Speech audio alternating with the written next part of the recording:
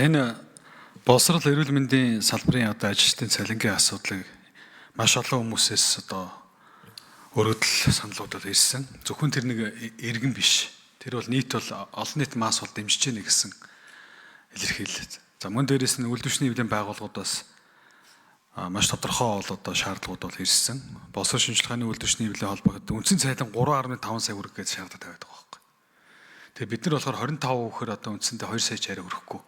Тэгээ энэ тоо нэлээд хол байгаа мó хоорондоо. Тийм учраас төсвийн тодорхой хязгаар нь 30 хүртэл хувь байгаа.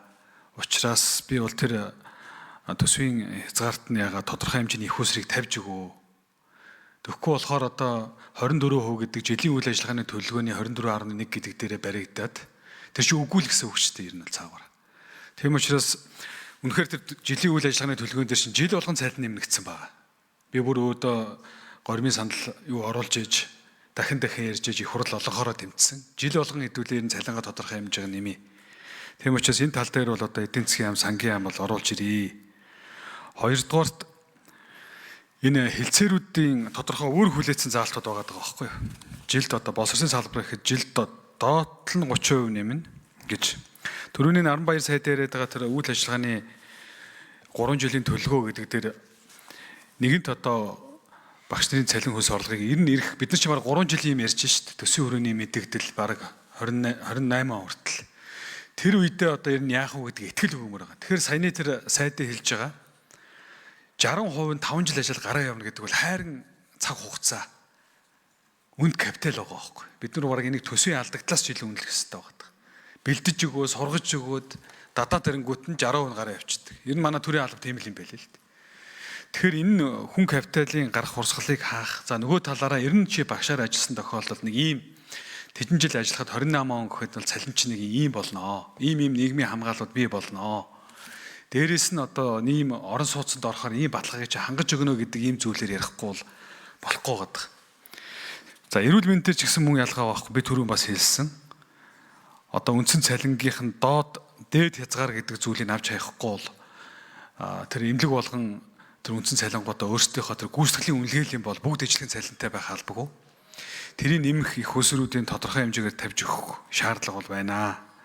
Тийм учраас би сангийн яам, хөдөлмөрийн яамнаас асуух. Та энэ 3 талт хэлцээр гэдэг зүйлээ хийсэн юм уу? Хэдэн хуваар ярих гэж тохирсон юм? Бүх яамдад оролцоод хийдэг штэ.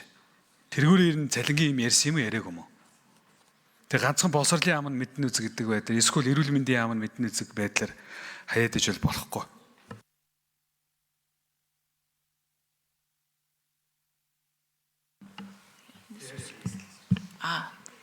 Аль нас гэдэг нь боловсролын сангийн яам уу?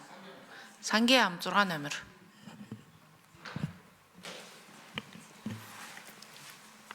За төсвийн төслийг сангийн яам Батэрт нь гишүүний асуултанд хариулъя. Тэгэхээр төсвийн төслийг боловсруулахад сайд нар дээр сангийн сайд нартай уулзалт хийсэн яах вэ гэдэг гарц гаргалгаа маш олон удаа ярьсан. За засгийн газар дээр мөн төсвийн төслийг 2 удаа хэлэлцсэн. Тэгээд л өргөн баригдаж байгаа төсөв. Бүх макро үзүүлэлтээр үндэслэн орлохоор үнэхээр тэр мөнгө нь байхгүй бол бид ингээл яг байгаа мөнгөндөө тааруулаад оруулж ирж байгаа төсөв. Тэгээд тийм учраас зүгээр нэг жилдээ энэ нийт төрийн албаагчдын цалин хөлс нэмхийг ингээд төвчээд явъя гэсэн ийм агуулгаар л орж ирж байгаа төсвөлтөө. За ингээд үнэхээр орлого нь байхгүй бол тэгэл зарим нэг энэ зардлаа нэмж чадахгүй ийм тохиолдол бас гарах үе байна. Тэгээ 26 оны хувьд бол яг тийм л зүйл болоод байгаа. За бид статистик өсөлт болон энэ тэтгэврийн ахмадын тэтгэвэр нэмэхтэй холбоотой энэ зардал бол ингээд 900 тэрбум төгрөг автоматар ороод ирж байгаа. За дээрэс нь мөн урсгал зардал дээр энэ хуулийн дагуу нэмэгдэж байгаа зардлууд байгаа. За энийгээ оруулаад ингээд 24% гэсэн их хурлаас баталсан бодлогын баримтчигт заасан энэ шаардлага хангахын тулд за зарим нэг зардлыг бол бууруулсан 600 тэрбум төгрөгөөр зардлаа бууруулж иж ингэж барьж орсон ийм төсөв байгаа. Тэгэхээр сангийн яамны хувьд бол тэгээд нөгөө орлогыг бол маш бодиттой төлөвлөөд үнэхээр одоо байхгүй орлого дээр бид ямар нэгэн юм хий орлого нэмээд цалин нэмэх гаргалтай нь шүү дээ. Тэгээ тэн дээр бол засгийн газар талд бол бас энэ зовлон бол байна. Тэгээ юм. За тэр гурван талтай асуудлыг бол манай нийгмийн хамгааллын яам хариулах зүг байна. Баярлалаа. Гурван тал дээр хэн хариулах вэ? За 3 номер мөнхцөл дарга. Гэр бүл хөдөлмөр нийгмийн хамгааллын яамны төрийн нэрийн бичгийн дарга мөнхцөл гишүүний асуултанд хариулъя.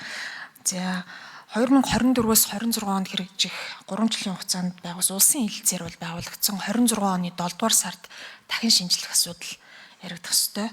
За энэ улсын ерөнхий хэлэлцээр дээр бол жил бүр энэ төрийн албан агштын цалин үсийг за үүн дотор мөн эмч ба багш нарын цалин, эрүүл мэнд боловсролын салбарт нийт ажиллагчдын цалин инфляцийн түвшиндээ уялдуул нэмэгдүүлнэ гэсэн юм ерөнхий заалт бол байгаа. За түүнчлэн салбарын хэлэлцээрүүд бол хийгдсэн. Эрүүл мэндийн салбарын болон боловсролын салбарын хэлэлцээрүүд. Эрүүл мэндийн салбарын хэлэлцээрийн хүрээнд 3 жилийн хугацаанд дундаж цалин 30% нэмэгдүүлнэ гэсэн заалт орсон. За мөн түүнчлэн боловсролын салбарт хийгдсэн салбарын хэлэлцээрийн хүрээнд 3 жилийн хугацаанд эрүүл мэндийн салбарын ажилтнуудын цалин мөн 3 саяд хүргэнэ гэдэг ийм зорилт.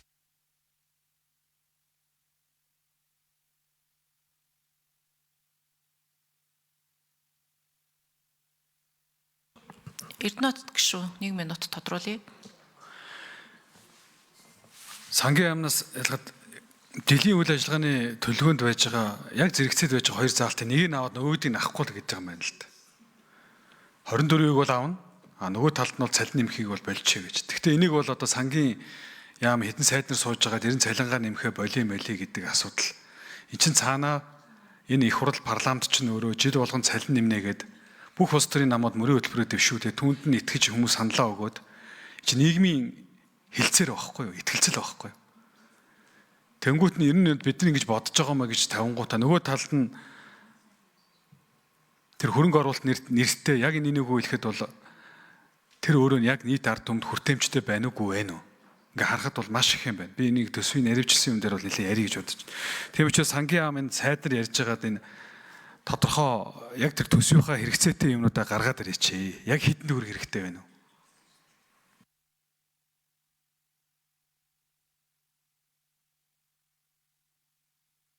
За үг хэллээ. Гишүүд